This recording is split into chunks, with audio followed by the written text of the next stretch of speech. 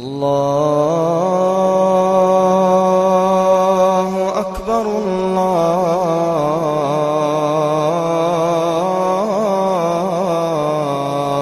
akbar. Bismillahirrahmanirrahim. Elhamdülillahil kaviyil metin, el-kahiril zahir, el-hakkil mubin. Ve salatu ve selamu ala seyyidil murselin, el-meb'usi bil vahyi rahmeten lil alemin. Ve ala alihi ve ashabihi aleyhim ecma'in. Amma ba'd. Esselamu aleyküm ve rahmetullahi ve berekatuh. Aziz, muhterem Müslümanlar. Müslümanların çıkış yolu nerede degan bu temideki dersimizni davamlaştırırız. Bunun bugünkü tema ittihazul esbab, sebebini kılış. Müslümanlar üstüdeki harlıktan, zulümden ve bu ağır günlerden düşmanlarının her türlü insani, dini, ahlaki haklarının hemmini depsendi kılıvatkan, hatta özünün insanlık ahlakı, insanlık hak hukukuğa hem hürmet kılmağın asasta tecavüz kılıvatkan bu zulümden çıkışının yolu sebebini kılış. Çıkış için sebebini kılış. Çünkü Allah Subhanahu ve Taala'nın dünyanı özgertiş kanuniyetlerinden birisi ittihazul esbab, sebebini kılış. İnsan kaysi bir işini kıymakça bolsa şu iş kandak ulug iş bulup kessin. Kandak çoğuş bulup kessin. Kandak mühim iş bulup kessin. İnsan ana şunun sebebini tepip kılmasa onun neticesini göremeydığanlığı, o maksatki yetemeydiğanlığı Allah Subhanahu ve Taala'nın kanuniyetlerinden bir kanuniyet. Demek bu kanuniyetin içine Müslümanlar mı kirdi ve İslam düşmanları boğan kafirler mi kirdi? Kaysi birisi kanuniyetini tutsa o şu kanuniyetinin neticesini köreleydi aziz buraderler. Mana Allah Subhanahu ve Taala bizni sebebini kılışqa buyurup Sure Enfal'ın 60. ayetinde ve a'iddu lehum mastata'tum min kuvve ve min ribatil khayl turhibuna bihi aduvallahi ve aduvakum ve akharina min dunihim la ta'lamunahum Allahu ya'lamuhum ve ma tunfiqu min khayrin yuwaffa ileykum degan ayeti kerime bilen sebebini kılışqa boylaydı. Allah Subhanahu ve Taala bu ayette ve a'iddu degan sözü bilen buyruk kıldı buraderler. Ey Müslümanlar, düşmanlarının zulmüden kurtuluş için, tecavüzüden kurtuluş için, düşmanlarının silahı sağan bu vahşi azaplarından kurtuluş için, yurtlardan çıkan, ehli evlatlarını, özenlerinin tarihi, medeniyeti, til yazıkı, insani kadri kımmeti hemmeden ayıravatkan bu düşmanlardan kurtuluş için, bu düşmanlarını kovlaş için mestata'tum kolunlardan kilediğen küşni tayarlanlar deb Allah Subhanahu ve Taala bu yerde bizge buyurdu. Mestata'tum min kuvve kolunlardan kilediğen küşni.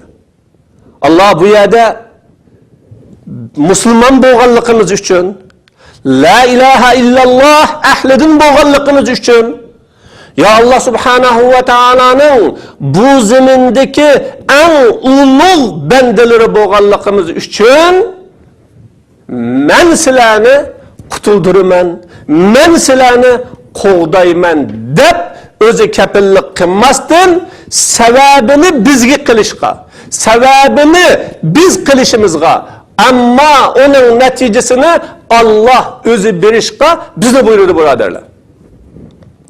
Min quvva.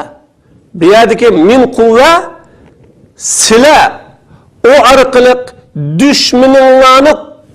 dushmaninglarni qo'qtalaydigan, dushmaninglardan qo'qdini olaydigan, dushmanning har turli tajovuzlari, zulmlaridan saqlanalaydigan, dushmanga kuchli ko'rinadigan kuch nima bo'lsa, mana bu kuchni tayyorlanglar deb Alloh subhanahu va taolo bizni bu yerda tayyorlashga buyurdi.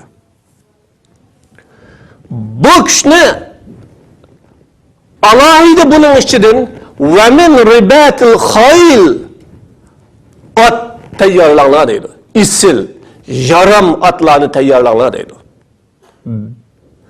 Mana buni tayyorlaganlikning natijasi, tayyorlaganlikning önemi nima bo'ladi ekan desa, turhibuna bihi aduvallohi va aduvakum deydi Alloh taolo. Buni tayyorlasanglar, buning natijasi seni o orqali Allohning dushmanini, Qur'onning dushmanini, islomning dushmanini, masjidning dushmanini, ulamoning dushmanini, insoniyatning dushmanini, avlodning dushmanini qo'rqitalasizlar deydi Alloh. Ular bundan qo'rqidi deydi. Dushmanning qo'rqadigan bir tarafi bor, birodarlar. U nima? U kuch o. U kuchdan qo'rqadi u. Va aduvakum, sizlarni yurtinglardan qo'g'lagan, ota-onalaringlarni azgan, zulm qilgan, o'ltagan, so'lg'an, tutqun qilgan, inson qimmatini dafsanda qilgan, uning namusini bulg'agan bu dushmanlaringlarni, sizlarni sarson, sargardan qilgan dushmanlaringlarni qo'rqitolashlar deb Alloh subhanahu va taolo mana bu yerda bayon qildi. Demak, Allohning dushmani bu qo'rqidi, o'zlarining dushmani bu qo'rqidi. Bu orqali sizlar onun oldida bechora, yavaş, onun oldida beshinglarni egib, xuddi qotandagi o'limni kutayotgan molga o'xshash turadigan bu rasvo holatdan sizlar saqlana olasizlar deb Alloh subhanahu va taolo bu yerda bizga bayon qildi. Endi tayyorlashga buyurgan bu kuch, bu quvvat nima desa, birinchi bu quvvat küpürünü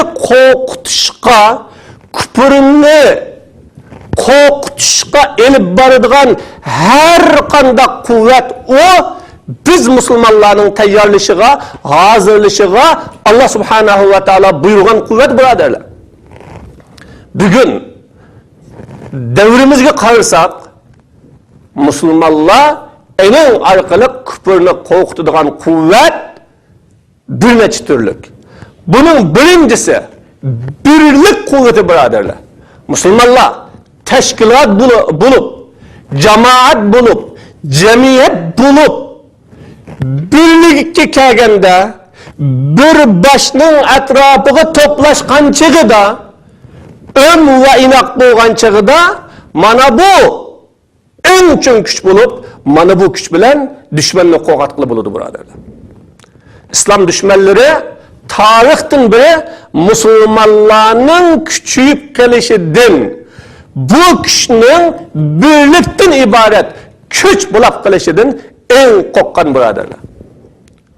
Agar buni tafsili bilmoqchi bo'lsak, biz oldi bilan tariximizni o'qiylik. Tariximizga qaytaylik. Tarix haqidagi kitob materiallari ko'p murojaat qilaylik va buningga ko'p cho'kaylik, birodarlar. Bu tarix bizning aynigimiz. Tarix bizning ro'shan yo'limiz. Tarix bizga nima ishlarni qilishni, nima ishlarni qilmaslikni ko'rsatib turadigan bizning amaliy bir aynigimiz bu. Mana bu Allah subhanahu va taolo tayyorlangan degan kuchning ikkinchi kuch iqtisodiy kuch, birodarlar. bu haqda to'xtalmasaqmi, umumiy musulmonlar har bir aql egisi iqtisodning ne kadar muhimligini, iqtisod orqali nima ishlarni qilg'ili bo'ladiganligini, İslam düşmanları iqtisodning muhimligini bizdan burun bilganligi uchun bütün kuchlari bilan musulmonlarning iqtisodga ega bo'lib qolishni to'sib, bo'libmi? İdisi sağlam, fikri sağlam, aqidasi sağlam, o'zining dinini, vatanini, millatini suyadigan, haq va haqqoniyatni qo'g'daydigan, shu taraflarni yaqalaydigan kishilarning qo'liga iqtisodning o'tab kelishini qattiq to'sayotganligini biz buni ko'ra olamiz, birodarlar. Iqtisod oila bo'lish uchun, jamiyat bo'lish uchun, davlat bo'lish uchun va davlat, jamiyat, oilaning baxtli, xotirjam, bayashat bo'lishi uchun nihoyatda muhim, birodarlar. Mana bu iqtisodiy kuchlarni tayyorlanglar dedi. Bu sohada Allah subhanahu va taolo tijorat qilishni iqtidorini bergan, tijorat qila oladigan mana bu kishilar, men o'zimning oilasini boqolidim, turmushimni yaxshi qila oldim, o'zim kishilarning oldida muhtoj bo'lib qolmayman deb o'tirib olsa, shu sabablik millat, shu sabablik davlat, shu sabablik jamiyat, shu sabablik oilalar vayron bo'lsa, mana bu mas'uliyat shu iqtisod sohasidagi iqtisodchilarga, iqtisod topgan boylarga Allah subhanahu va taoloning oldida ig'ir mas'uliyatga qoladi, birodarlar. Allah hamma odamga berishga qodir bu iqtisodni. Allah o'zining bandalarini bu zulmga sinash, imtihon qilish uchun akagan bo'lg'achqa, Allah birini berib, birini bermay, birini o'z qilib, birini o'z qilmay, birini iqtidorli qilib, birini uning tuvandiroq qilib yaratdi. Nima uchun? O aşı orqali Allah uni sinash uchun. Bir jamiyatning, bir davlatning, bir oilaning kuchli bo'lishi, bayashat bo'lishi, xotirjam bo'lishi cho'qim ikki sohaga bog'liq. Birinchi soha ilmiy taraf, ya'ni shu jamiyatni yetaklaydigan, shu jamiyatga ta'sir ko'rsatadigan, shu jamiyatdagi kasallarni o'ngshaydigan islohotchilar qo'shiniga ehtiyoj bo'lsa, ikkinchi bir taraf uni iqtisod bilan, uni moddiy tarafdan yordam qiladiganlar bilan vujudga chiqdi, birodarlar. Shunga Alloh subhanahu va taolo ko'plagan oyatlarda jahadu bi amvalihim va anfusihim fi sabilillah, o'zining mollari bilan, jonlari bilan jihad qilgan deb Allah mana bu mol bilan jihad qilishlikni, jon bilan jihad qilishga o'xshash o'rinni qo'ydi. Demak, bu sohada bizning tijoratchilarimiz, bizning iqtisodiy sohaga, iqtisodga ega bo'lgan boylarimiz o'zining ko'zlarini yumib, iqtisodlarini yig'ib, bu meningdir deb tursa, millatning tortgan kunisi, millat yo'laqqan bu zillatdan qiyomat kuni Allah subhanahu va taoloning oldida eng oldi bilan ana ular javob berdi, birodarlar. Chunki bu islom, Abu Bakr Siddiq radhiyallohu anhu o'zining iqtisodlarini hammani islom uchun sarf qildi. Abdurrahmon ibn Avf islom uchun sarf qildi. Osmon radhiyallohu anhu iqtisodlarini islom uchun sarf qildi, birodarlar. Bir jamiyatning boylari ana o jamiyatga iqtisod bilan nasl qo'shish kerak. Buning muhimligi hammamizga ma'lum.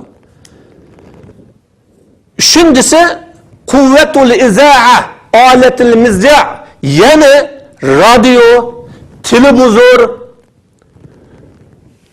mana bu soha bugun musulmonlar ahamiyat bermasa bo'lmaydigan, bu sohaga mablag' solmasa bo'lmaydigan, bu sahani yetishtirmesi bo'lmaydigan bir soha birodarlar. Chunki islomda da'vat farz. Usuli dinda da'vatning farzligi hammamizga ma'lum. Rasululloh sallallohu alayhi vasallamning zamonida da'vat kitoblar orqali, da'vat masjidlar orqali, da'vat munbarlar orqali bo'lgan bo'lsa, bugun televizorning kanallari bilan, radio to'lqinlari bilan, gazet, jurnallar bilan bo'layotdi birodarlar. Bu ham eng qulay.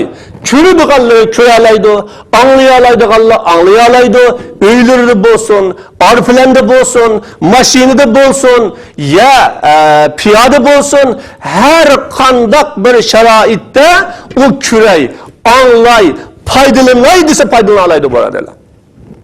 Islom dushmanlari mana bu sohada tashviqot sohasida tashviqot sohasini chin tutganligi uchun, bu sohaga qattiq ahamiyat berganligi uchun, bu sohaning jamiyatga, davlatga, odamlarga ko'rsatadigan ta'siri naqadar muhim bo'lganligi uchun mana bu sohani hammasi o'zining qo'lida tutgan birodarlar. Davlat o'zining qo'lida, jamiyat o'zining qo'lida o sohalarni tutib olgan. Bo'libmi bugun Uyg'ur musulmonlari bu sohaga qattiq ahamiyat berish kerak. Buni tayyorladikmi? Bu bizni bormi? Buning uchun oldi bilan bir turkum avlodlarni yetishtirishimiz kerak. Jamiyat olsun, tashkilot olsun, jamoat bo'lsin, buningga yetishgan bilimlik, qobiliyatli avlodlarni yetishtirish kerak. Agar uni yetishtirsa, har bir musulmon bu sohani yetishtirish kerak. Chunki bütün musulmonlarning vazifasi, musulmonlar qaysi tarafdan ojiz bo'lsa, qaysi tarafdan dushmanlarning hujumiga uchrasa, qaysi soha bo'shliq bo'lsa, shu sohani to'ldirish va shu sohani to'liqlash o musulmonlarning majburiyati birodarlar. Ammo bu soha bizda bormi? Uyg'ur musulmonlarida bormi? Uyg'ur musulmonlari bugun televiziya kanallarini qila oladimi? Radio, internetlarni qila oladimi? Balkim bo'lishi mumkin. Ya bir tal, ya ikki tal. Mana biz bu orqali bütün millatni ideyasini o'ngshaydigan, to'g'ri tafakkur qila oladigan saviyaga akilish uchun mana bu sohalarga mablag' solish va bu sohalarni qo'llash va bu sohalarni to'liqlash bugun musulmonlarningki Allah subhanahu va taolo tayyorlangan degan kuch tarafining bir qismi birodarlar. Bugun da'vatlar, bugun tabliğlar, bugun tashviqotlar, bugun ilmiy hamma narsa mana bugun shu kanallar bilan taqtilyotdi. Dunyo sharqda turib, g'arbga, janubda turib, shimolga taqtilyotdi. Shuncha ojiz millatlarning hammasining bor. Ammo bugun Uyg'ur musulmonlarining bormi? Bu yo'q. Uyg'ur musulmonlari buningga ega bo'la oladimi? Yo'q. Bugun bu sohaga mablag' solish, bu sohani qo'llash, bu sohani to'liqlash yana iqtisodiy sohadagilarning ustiga tushgan farz birodarlar. Agar bu soha, bu sababli tashviqotlarimiz va ularga elib boradigan tarbiyalarimiz, ularni yetaklaydigan yetaklashlarimiz kamchil bo'lib qolsa, musulmonlar mana buning javobini Allohning oldida o'zi beradi. Jumladan iqtisodiy sohadagilar buni o'zi beradi birodarlar. Yana Allah subhanahu va taolo bizni tayyorlanglar degan eng muhim kuch quvvatus sanoa, sanoat kuchi. Qurol yaroq yasay oladigan, qurol yaroqni kashf qila oladigan, qurol yaroq hozirlay oladigan bir kuch Onun meblag selish, onu tarbiyalash, onu yetiştirish. Mana bu Allah subhanahu va taala bizni tayyorlashga buyurgan sabablarning birisi birodarlar. Bugun dunyoda kimning kuchi bo'lsa, shuningdan qo'rqadi. Kimning kuchi bo'lsa, shuning gapi gap bo'ladi birodarlar. Bu quvvat sanoa bizda bormi? Biz avlodlarimizni bu sohaga beraladikmi? Bu sohada tarbiyalayadikmi? Bu sohada yetishdimi? Bu sohada bir millatni qo'g'dugidek, aqidani himoya qilgudek, la ilaha illalloh degan bu jamoatni saqlab qolayligidek bo'ldimi? Biz buni tayyorladikmi? Allah subhanahu va taala bizni yana tayyorlanglar degan bu buyruq kuvvatu alatil harb, jang qurollari kuchi.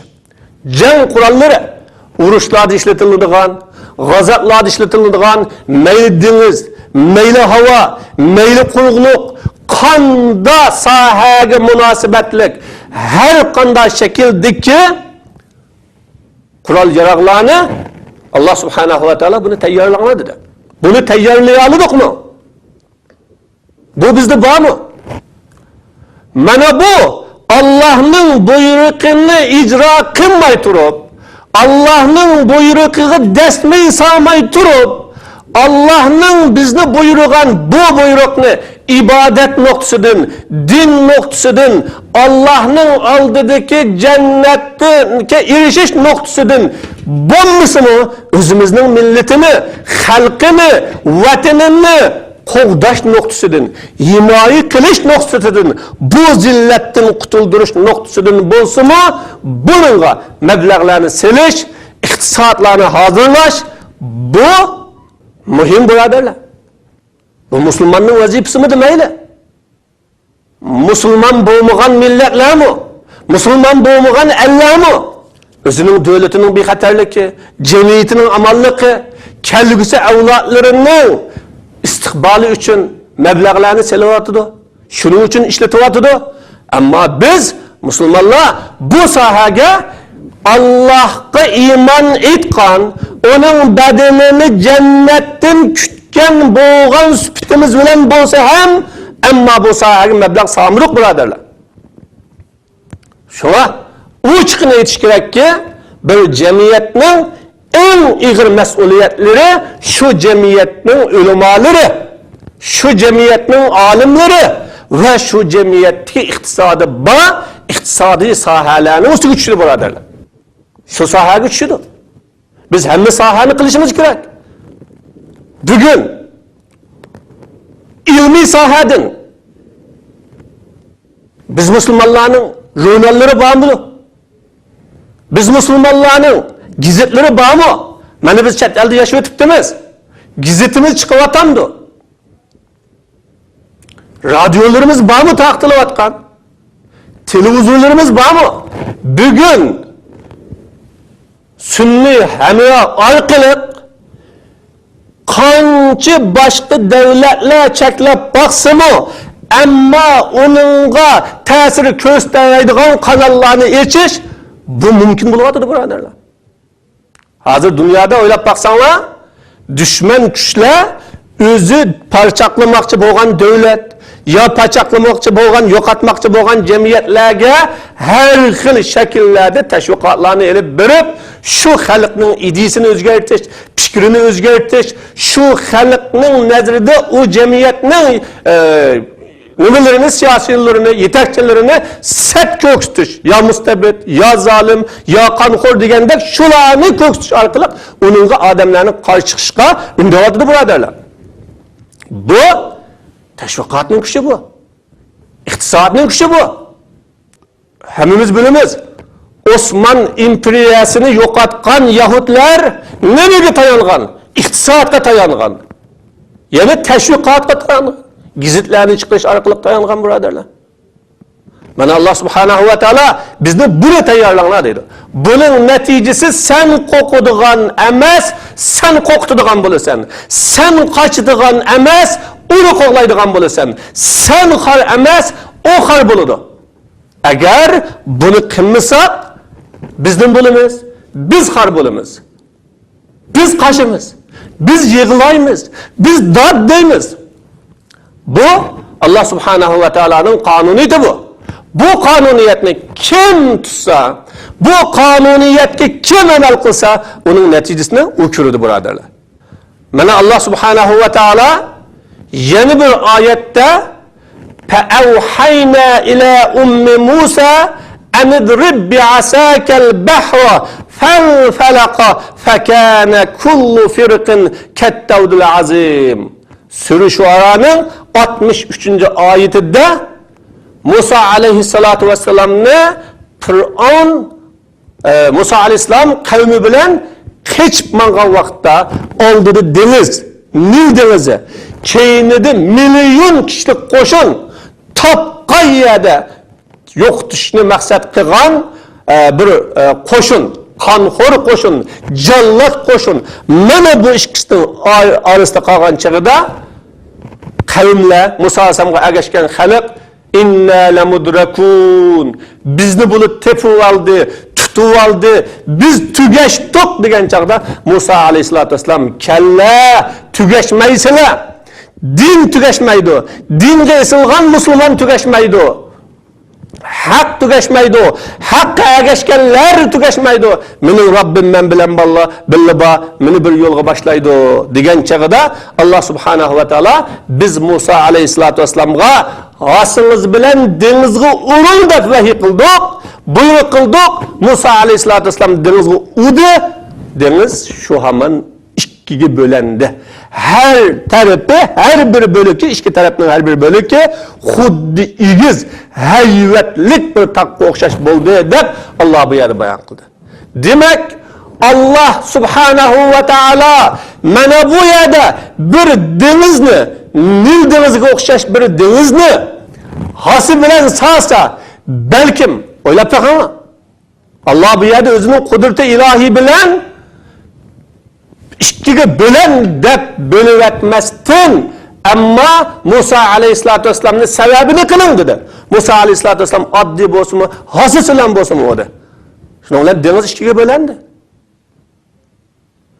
Bir hosi bilan dengizga urib suvni ikkiga bo'lash bu mumkin emas bu.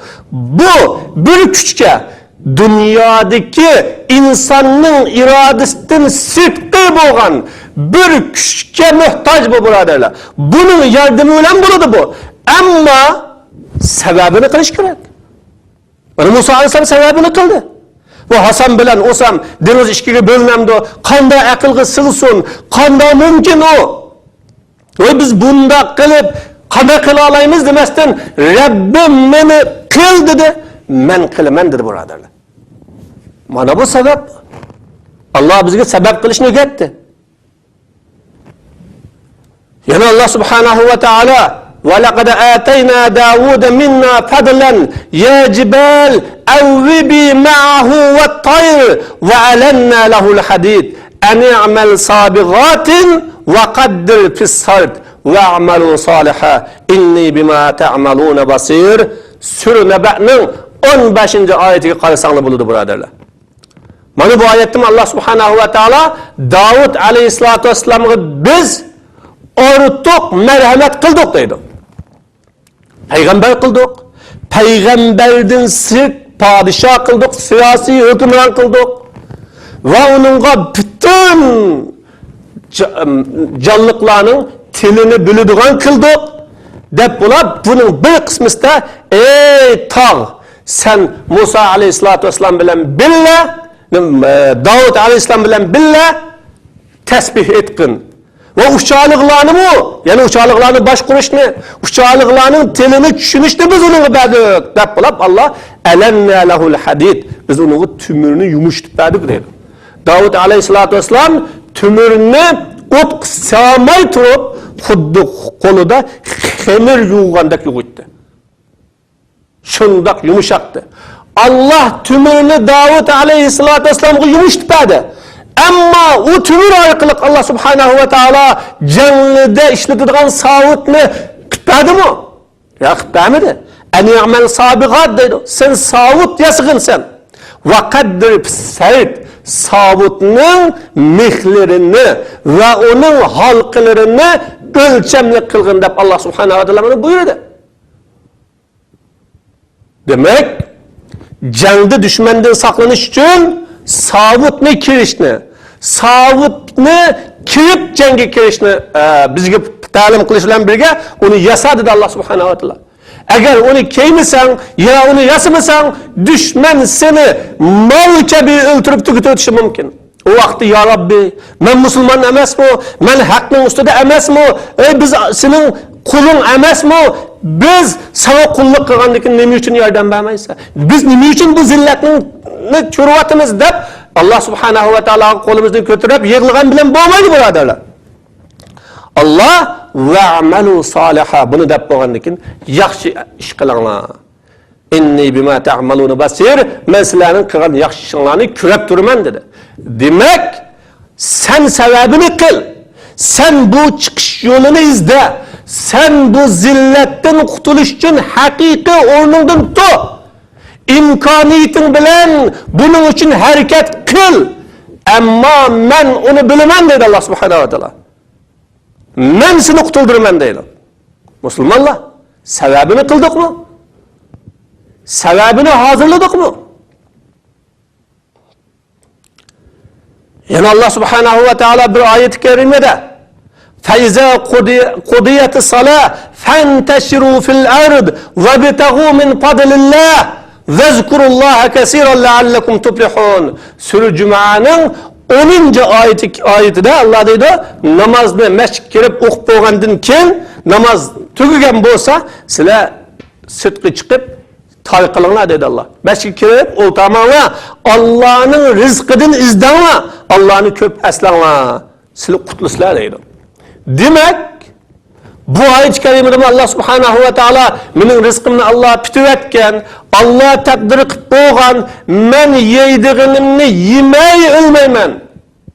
Menga pitilgan umrni ko'may o'lmayman deb o'ltama deydi. Sababini qil. Rizq tepish uchun tijorat qil. Zillatdan qutulish uchun tijorat qil. Allah bizga buni ko'rsatdi. Abu Hurayra radhiyallohu anhu bunda bir hadisni rivoyat qilgan, قال رسول الله صلى الله عليه وسلم المؤمن القوي خير وأحب إلى الله من المؤمن الضعيف وفي كل خير احرص على ما ينفعك في الدنيا واستعن بالله ولا تعجز وإن أصابك شيء فلا تقل لو أني فعلت كذا لك كان كذا وكذا ولكن قل قدر الله وما شاء فعل فإن لو تفتح عمل الشيطان رواه مسلم. Peygamber aleyhissalatü vesselam güçlük mümin, imanı güçlük, iktisadı güçlük, akidesi güçlük, aklı güçlük, fikri güçlük, ailesi güçlük, devleti güçlük, cemiyeti güçlük, cemaati güçlük mümin Allah subhanahu wa ta'ala'a aciz müminden suyumluqraqdır buradarlar. Demek Allah aciz müminden güçlük müminni yaxshi ko'rdi ekan. Nima uchun? O güçlük bo'lish uchun tirishgan o. Güçlük bo'lish uchun sababini qilgan o. Yatmagan o. Va fi kullin khayr. Hammasi yaxshilik bor. Uni güçlük bo'lsang, güçlük bo'lmasang yana yaxshilik bor. Ammo güçlük bilan güçlük emasning o'rtasida farqi bor. Degandan keyin sana dunyoda foydali ishga tirishqin dedi Rasululloh. Dunyoda foydali ishga tirishqin. Allah bilan yordam talab qil degandan keyin vala ta'jaz, ojizlik qilma deydi. Tirishqin, izdangin, kuchingni chiqargin. Ojizlik qilma. Mana bu islom bizga buyurdi birodarlar. Sababini qil. Agar sana sababini qilib turib bir ish yetgan bo'lsa, men buni qilmay, uni qilgan bo'lsam bo'pti-ekan, demasan. Mani qilmay, ani qilgan bo'lsam bunda bo'lmaydi ekan dema. Deginki Allah taqdir qilganni Allah Taala nima taqdir qilsa shuni qul qaddaralloh. Allah xoliqini taqdir qiladi. Chunki mani qilmay, ani qilgan bo'lsam, onu kıyğıça, bunu kıyğan bolsam ken desen, şeytanın dervası eşlidi. Şeytan şu amansını pişman kıyğızışka, kıyğınınga, nadamet kıyğızışka başlaydı da, sen pişman kılırsan da Resulullah sallallahu aleyhi ve sellem bu yerde bayan kıldı. Demek, bu hadiste hem ihris degan sözü bilen Resulullah sevabını kılışkı buyurdu buradarlar. Bu sebepni kılış iman Allah kişinişke, Allah'a tevekkül kılışkı asla ve asla zid gelmedi buradarlar. Aziz Müslümanlar, biz terişayla, biz oyunumuzdan desturayla, bulup mu, alimla ve iktisatçılar, ticaretçiler milletinin kişisi için, milletinin bu zilletten kurtuluş için, milletinin bu hayırlıktan saklanış için Allah'ın aldığı mesuliyetinin ağırlığını kokaylı buradarlar. Çünkü bir millet akide cihette, fikir cihette, amel cihette ezip kesse, ana şu milletin ölümaları sürüştü kılınsa, eğer o milletin ölümaları palaj halgı düşken bolsa, ya ki o milletki yaxşılık işler tosululgan bolsa, ya ki o milletin işleri yaxşı iş kılınmagan bolsa, iktisadi sebeplik. Mesela mescitler silinmedi, mihraplar içilmedi, evlatlar terbiyelenmedi, bugünkü gündek ilgâ teşvikat vasıtaları meblağ silinmedi. Ya ki okuğusu ba talıplar okuyanmadı. Ya bir cemiyeti tul ayallar yetim tul kaldı. Eğer bu halde bulap kalgan bolsa, ana şu cemiyetinin iktisat melleri ta şu cemiyetinin içindeki normal tabakada yaşagandın sırt yaşap kalsa, o Allah subhanahu ve teala'nın aldığı mesuliyet gibi buludu buradarlı. Sual kıldı o. O milletin zilletinden sual kıldı o. Aziz karındaşlar, oylunayla biz Allah'a bu musibet nereden geldi? Bu zillet nereden geldi? Ne için biz bu ağır günde kelavatımız diştin burun biz ne hatalık ötkezdik? Ne hatalık ötkezdik? Ne için biz bununla erişemeyiz? Allah'ın vaadisi hak. Kur'an-ı Kerim'deki vaadisi hak. Resulullah sallallahu aleyhi ve sellem'in sünnetteki vaadisi hak. Bunun min yıllarca emelge aşkallığı hak. Ama bugün ne için biz bu ağır günde kalavatımız bunun sebebini bir sürü kılışımız gerek buradarlar. Her bir şahıs bunu özüden oylanış gerek. Allah badi. Hem sahaya badi. Alimlerine badi. Ticaretçilerine badi. Hem sahaya badi. Ama bula özünün milletini, özünün halkını, özünün dinini, özünün devletini, özünün cemaatini düşünəlidir mi? Bunu oylayalıdır mı? Bunun için ticaret kılalıdır mı? Bunun için meblağ salalıdır mı? Bu sahalardaki acizlik taraflarını hal kılalıdır mı? Allah bir bunun hesabını size alıdır aziz buradarlar. Biz bunu tayyorladık mı? Bu bizde hazırlandı mı? Bunu oylanayla ve başka turayla. Yığlaş bilen bulmaydı aziz buradarlar. Yaş tökeşlik bilen bulmaydı aziz buradarlar. Başka milletlerge, başka devletlerge, başka halklarga tayiniş bilen bulmaydı buradarlar. Biz bu zilletin özümüzü tayinip durup kutulumuz biz. Biz bu zilletin mana bu çıkışının sebeplerini kırıp durup çıkınız buradarlar. Allah subhanahu ve teala'nın kanuniydi. İnnallâhe la yugayyiru ma bi kavmin. İnnallâhe la yugayyiru ma bi kavmin hatta yugayyiru ma bi enfusihim diyen mana bu kanuniydi ba. Bir milletin ahvalini Allah özgetmeydi ta o millet özünün ahvalini özgetmek için. Biz özümüzde özgeteyle. Biz Müslümanların bu ihtiyaç taleplerine ehmiyet bireyli. İlmimiz bilen ehmiyet bireyli. Ticaretçi, iktisadımız bilen ehmiyet bireyli buradarlar. Ve hem baka yetivatkallah en akallisi özümüzün ailesini başkalarına muhtaç bulup kılıştın saklaştın bolsun terişayla. Bu Allah subhanahu ve teala'nın bizne aile duruş süptimiz bilen, cemiyet duruş süptimiz bilen, cemaat, millet, devlet duruş süptimiz bilen bizni bu kulluktan kurtuluşunun bir yolu biraderler. Allah subhanahu ve taala hemmimizni doğru yolda mangılı nasip kılsın. Allah subhanahu ve taala milletimizni nicatlık kılıştırsın. Ve ahiru da'vana elhamdülillahi rabbil alemin.